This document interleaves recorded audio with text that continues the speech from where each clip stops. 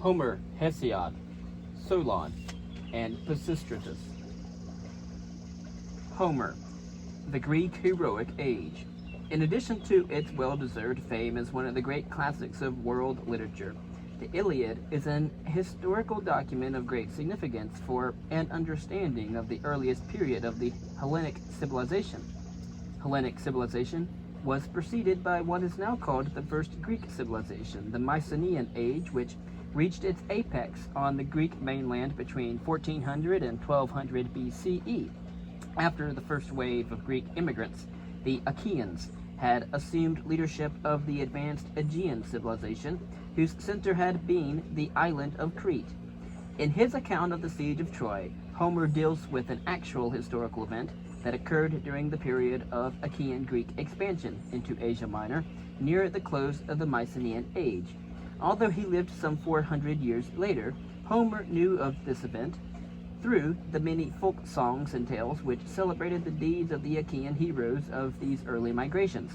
But in collecting and molding these stories about a central theme, he embellished them with detailed descriptions of ideas and institutions that were essentially those of his own time, the Greek Middle Ages.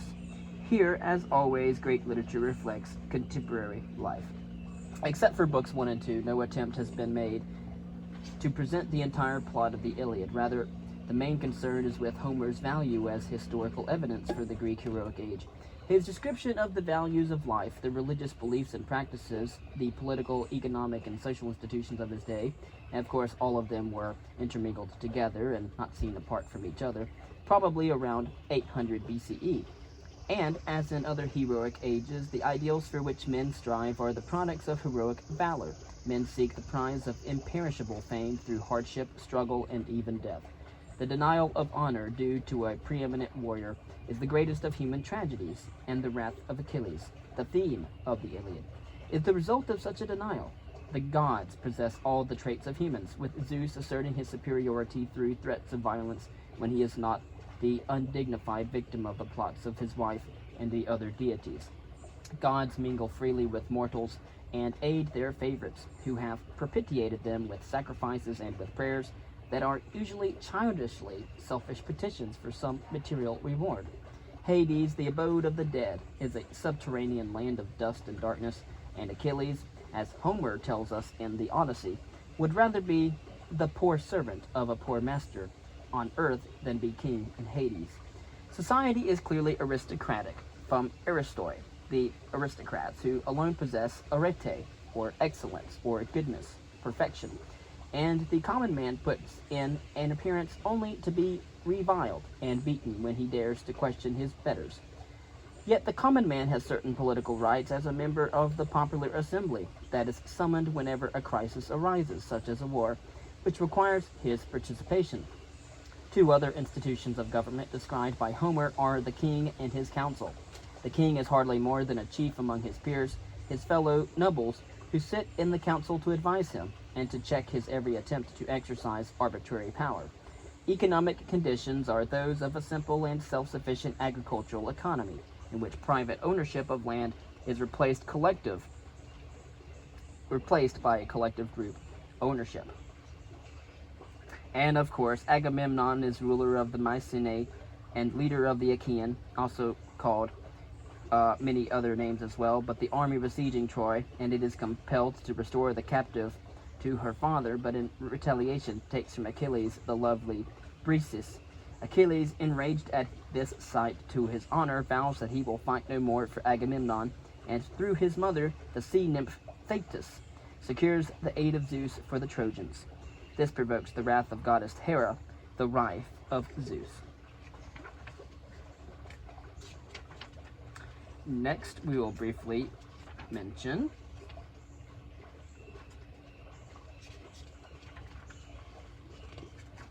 Hesiod. Changing times bring on a moral order. The world of Hesiod is seen in his partly autobiographical works and days, written about 700 BCE, is a far different world from that described by Homer. The primitive monarchy of the Iliad, under which the common man had rights as a member of the popular assembly, has been replaced by an oligarchy of nobles that oppresses the lower classes. Hesiod was himself indeed a commoner, who had suffered from the rapacity of the nobility, whom he calls lords and princes. His evil brother, Persis, had convinced him with a bribe with aristocratic judges to deprive him of much of his rightful share in their father's small estate, and was now threatening him with another lawsuit. To Hesiod, all of this was symbolic of the nature of the time of troubles in which he lived, an age of iron in which there was little or no justice or happiness. He saw the history of mankind as one of progressive degeneration through 5 distinct stages and ages. Of course, you'll see this in our historiographical writings as well. From an ideal golden age in a faraway past to the present harsh age of black iron. Hesiod's mythological account of the 5 ages of man is a good example of his mingling of fable with fact in an effort to give meaning to the realities of his time and in order to explain their origin. So also is his effort in a short fable of the hawk and the nightingale, which trenchantly presents the general truth that in an age of iron might make right. Noteworthy also in his personification of justice as a goddess who once lived among men, but who has long since fled to Mount Olympus, it's Psyche. And as Nike, goddess of justice, she sits there beside her father Zeus, who, following her instructions, rewards the just on earth and punishes the unjust. Hesiod's message seems very cogent. Even though justice has left the earth and exists as an ideal in heaven, it continues to be concerned with human affairs. Thus, despite Hesiod's gloomy concern with present evils, his viewpoint is essentially optimistic, in the sense that he looks ahead to a new and better future. He is the impassioned prophet of a new moral religious reformation, in which Zeus, as an ethical force, demands and rewards only righteous conduct, and in which a new rational ideal of moderation, including work, a form of strife and moderation, and no longer considered ignoble by gods and men. Hesiod indeed was the John Calvin of the Greek Reformation, and replaces the aristocratic valor of Homer's day as the chief virtue of, or goodness, arete, of man. As had been noted in the earlier history of the peoples of the ancient Near East, so now in Greece, an age of confusion and suffering has brought forth a demand for a social conscience and a moral order. In Hesiod's words, only when he has suffered does the fool learn. And we see the 2 kinds of strife and the ideal of moderation in Hesiod, the 5 ages of man, the new moral order, a new definition of goodness such as work and wealth. Concerning Solon and the Athenian New Deal. Solon has a revolutionary situation in Athens. He refuses absolute power. He urges immediate economic reforms, political reforms, and long-term economic reforms.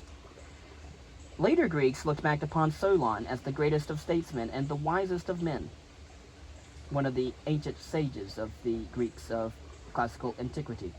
Such renown was well-deserved. He was called upon to save Athens at a moment of severe crisis in the year 594 BCE, when civil war between an oppressed peasantry and an avaricious aristocracy was beginning to threaten the destruction of the state. The crisis had been long preparing. During the 7th century, Athens moved from primitive monarchy to oligarchy as the nobility steadily reduced the power of the king to the point at which they could finally eliminate him altogether. His powers were taken over by noble magistrates called archons, or regents, who were the dependable agents of the aristocratic council of the Areopagus. The old Homeric-style popularity of the popular assembly sank into virtual oblivion, and the lower classes suffered oppression in the manner described by Hesiod. Most of them lost their lands, many became sharecroppers, and a large number were finally reduced to debt slavery. About around the time of 632 BCE, Cleon sought unsuccessfully, some of his followers were massacred, to capitalize on the discontent of the lower classes to make himself tyrannos. This event appears to have frightened the nobility into compromising by allowing an archon named Draco in 621 BCE to put into written form the hitherto unwritten customary laws. This was to prevent the aristocratic magistrates from administrating the laws unjustly, after the manner of the judges who, as described by Hesiod, devour bribes and give crooked decisions. The lower classes found this concession unsatisfactory, and the class struggle continued unabated. Solon's economic and political reforms aimed at a compromise between the two parties. Those names reveal that Athenian politics was grounded upon conflicting economic interests. The plain, composed of aristocratic landowners holding the fertile land in the valleys, was the ultra-conservative party opposed to all change, while the hill, the party of discontented hillbillies, sharecroppers, and of course the lower class in the city, demanded a radical redivision of the land. A third party, called the shore, and composed of fishermen and the beginnings of a merchant class, was as yet too feeble to play an independent part in politics. Again, politics is the debate of how power should be divided in government. It is worth noting that Solon's reforms were linked with the new religious ideal of justice and the new rational ideal of moderation, sophrosune, temperance, balance, self-control, both expounded a century earlier by Hesiod. "My spirit commands me to teach the Athenians," Solon declared in the poetry he wrote to justify his reforms, and this motivating spirit was the product of the new ethical religion of Zeus and Dike, goddess of justice. The Athenians must be taught that greed and injustice are pushing their city toward disaster, for, quote, "they do not preserve the venerable foundations of Dike, or of justice, who in her silence knows all the past and all the present, but does not fail to come in time to punish," end quote. To avoid the ruin that such punishment brings, the opposing factions must learn that the hardest thing of all is to recognize the invisible mean of judgment, which alone contains the limits of all things. They must, in other words, compromise their differences by accepting the middle of the road reforms of Solon. The following account of Solon's economic and political reforms that you might be able to read in his writings is taken from the Life of Solon, one of the series of biographies that is written in Plutarch's parallel lives of famous Greeks and Romans, the lives of the Romans and the lives of the Greeks. Plutarch, who died around CE 127, was educated at Athens, lectured on philosophy at Rome, held political office in Greece, and finally retired to his birthplace, the small town of Chaeronea in central Greece, to devote the rest of his life to writing and teaching, including writing the lives of the noble Greeks and Romans. His chief interest was in moral philosophy, in fact that would be ethics, a fact that is clearly evident in his lives, where the emphasis is upon a delineation of character. As a moralist, Plutarch believed that the course of history was determined by the actions of great men, and not by economic or other forces. His lives have enjoyed great popularity, particularly during those times when an upsurge of the human spirit has produced an optimistic outlook that finds Plutarch's idealistic view of men congenial.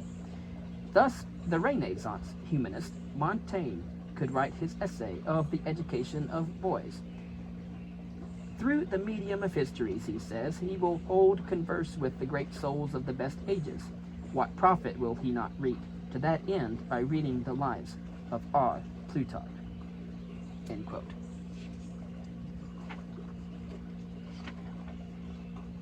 Pisistratus. The rise of tyranny at Athens, the renewal of class struggle, the technique of establishing tyranny. Solon's admonition that, quote, "the hardest thing of all is to recognize the invisible mean of judgment," end quote, was borne out by the developments in Athens after Solon departed from the city, leaving his reforms on trial. His compromise legislation satisfied neither contending party, and strife broke out anew. The nobles were bitter over the weakening of their privileged economic and political position, and the commoners found that debt cancellation afforded no permanent solution for their economic plight, and that the political concessions meant little or nothing in the face of want. The factional strife that resulted paralyzed the state. No magistrates or archons could be elected in 590 or 580 BCE. The resulting anarchia, literally without archons, led in 560 BCE to the tyranny of Pisistratus, a famed military hero, as the champion of the Hill Party, with its radical program of redivision of the land. Again, during the French Revolution, the moderate Republicans, who were avid readers of Plutarch and constantly saw parallels between ancient times and their own, called the party supporting the radical future dictator Rosperi la Montagne, hill or mountain. They may have done so because of a perceived parallel with Pisistratus and his hill party supporters. But to Solon, this was the retribution of Zeus, that in his verses he had foretold would descend upon the Athenians if they did not learn the lesson of moderation and compromise. Quote, "From the clouds come snow and hail, thunder following the lightning, and by powerful men the city is brought low, and the people in its ignorance comes into the power of a despot." End quote. The following accounts of Pisistratus, which Plutarch fittingly attached to the end of his Life of Solon, is one of the clearest expositions to be found in the history of the technique used by ambitious men in order to acquire dictatorial power, and what is even more significant, of the avoidable conditions which again and again throughout history have led to dictatorship.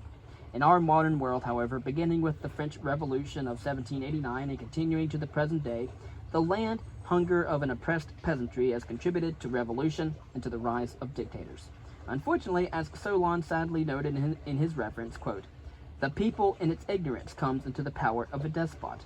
Not many people in history have had the wisdom to foresee the probability of such disastrous results, of the failure to achieve moderate reform.